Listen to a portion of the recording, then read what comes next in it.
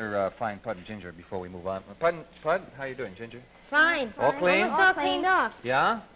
That's as clean as I've ever seen your hands, Pud. No. Now, we want to go into the kiln room, Pud and Ginger. This is the place where they actually bake the pottery. They call it firing. It's already been done once before the glazing.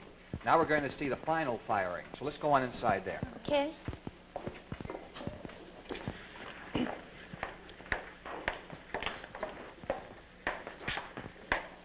Now, this is Bill Hoffman, who does our firing for us. Well, Bill, that's a typical kiln there, right? Yes, Sonny, this is electric. No, this is a gas kiln. We're stacking a glazeware in it, and we're going to fire it for about 8 hours. Now, you're lined there with fire brick, and it's pretty thick and well insulated, isn't it? Yes, it's quite well insulated. See the door on this. But first, we have to put these cones in, Sonny. Now, wait a minute. These are cones, you call them? That's right. They're made out of clay. Mm-hmm. And what is this for? Does it tell the temperature inside? Yes. We put these in, and we can tell when to turn the kiln off. After about 8 hours, this last cone will bend. Like that? Yes, that's right. And then you know immediately that, so that's the way you keep your eye on things. That's right. And you almost literally keep an eye on them, too, don't you? Yes. Now, when I put these in the kiln, I'll close the door. Let's put this piece in. Now, And I wait a have minute, to be- just let me yes. hold this door to show Pud and Ginger how thick that is to give it that insulation we're talking about. And this is all brick and metal. Now, I have to be able to see those cones in there. Now, you got a little peephole. Yes, this is called a peephole. And we're all set to go. How Ready? long will they stay in there? About 8 hours, and it takes about 8 hours to cool. Now, when it's all finished, this is another kiln. You've got a Yes, whole batch in there this finished? is an electric kiln, and we're going to unload it now. Oh, aren't they pretty, huh? Look at all those Yeah. lovely things in there. The cones are all melted, as you predicted. Now, wait a minute. What's that on top there? Oh, our names are on some glasses. Don't be silly. Your name's on glasses. How would they get on Pud and glasses? Ginger. I don't know. How did they get on it? Well, somebody knew that you were coming, so we had them made special So they for baked the you. glass. And put your name on it, so Thank you. no one else Thank you would very much. drink out of Beautiful. your mug.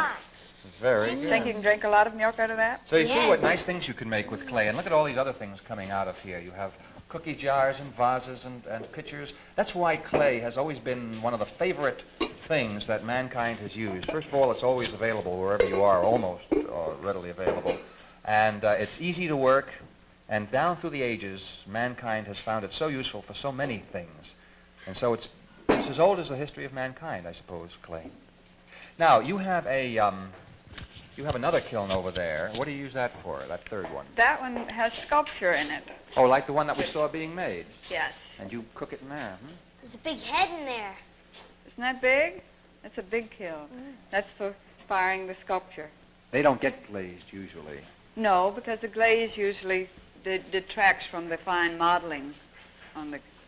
Now take a look over there where Miss Hartsock is going. There they have on display some of the very nicest pieces done here at Greenwich House Pottery by some of the boys and girls too, right? Yes, this piece of sculpture was made by a youngster. Could you do that good, Pud, Ginger? And No. this was a pinch pot. It started out like you started. No, it's beautiful. Isn't that nice? Someday you might You if can you make lots of useful kept at it. things. Then up on the top are some wheel thrown pieces. See how delicate the shape By wheel is? thrown, you mean they were done the way Mr. Crumrine did his pieces? Yes, on the wheel. They're Uh-huh. slim and trim. Aren't they? Yes. Do you have any? Very nice, Do you have any pieces of delicate. Mr. Crumrine's here? Now, these are Mr. Crumrine's pieces that he started on the wheel and then made sculptural forms out of them. See that? You get They- not only different colors, but different textures. And incidentally, maybe it's time we went back to Mr. Crumrine. He probably has that handle ready. So let's go on Let me back see what there he's before doing. we are too late. Thanks, Bill. Thank you. Thank you for the glasses. Thank you. Goodbye. Bye. Mr. Crumrine, you about ready to put that handle on? Yeah?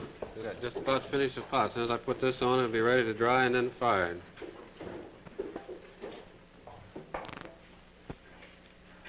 Now, Pud and Ginger, you know, looking at this product here, you remember where it all begins.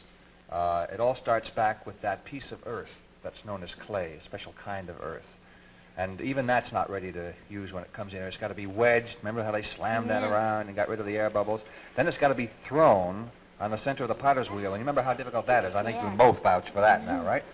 And then after it's thrown, it's got to be shaped up, and then it's fired once and made hard, then it's glazed and fired again, and finally it comes out finished. Now, we're not going to have a chance, of course, to see Mr. Crumrine's picture here all glazed, but I think he has another one I do there. have one that's finished here.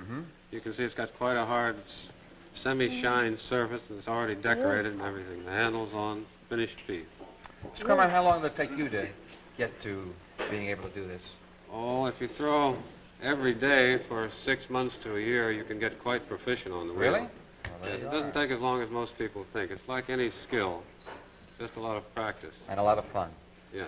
Well, thank you very much for showing us your Thank skills you. here today, Mr. Thank you for Crumrine. coming. Okay, thank Miss you. Hartsook, So thank long. you very much for opening up Greenwich House Pottery to us Thank and letting you. us see the fascinating world that there is here in clay. I think we I'd have like two to come here sometime and take a course. Good. So would I, because I could use some practice, boy. Yes, you could. Well, now outside there is some more sculpture in the garden. I'd like to Yes. show Pud and Ginger. May we, when we leave here, go through there? Go through the garden, because there's finished sculpture there. Very good. Well, now you get on your coat and get rid of your Thank you for aprons, the huh? mug. All right. You're Thank you very welcome. much. Bye. And thank you very much. We'll let you get back to working with your young charges over there.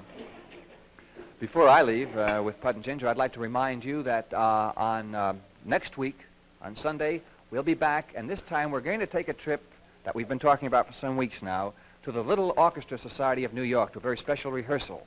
And we're not only going to hear how the orchestra works and sounds and what they look like when they're playing, but we'll actually see some of the stories of the music come to life right in front of your eyes. So I think you'll have an interesting time. Incidentally, we're still getting in some very wonderful suggestions on places to visit. If you have any ideas, why don't you drop us a postcard or a letter to this address? Let's take a trip, 485 Madison Avenue, New York 22, New York. And, of course, everybody who writes in will get this picture postcard of Pud, Ginger, and me. And so send us your ideas, and don't forget to join us next week when we all take a trip to the Little Orchestra Society of New York. See you then. Bye.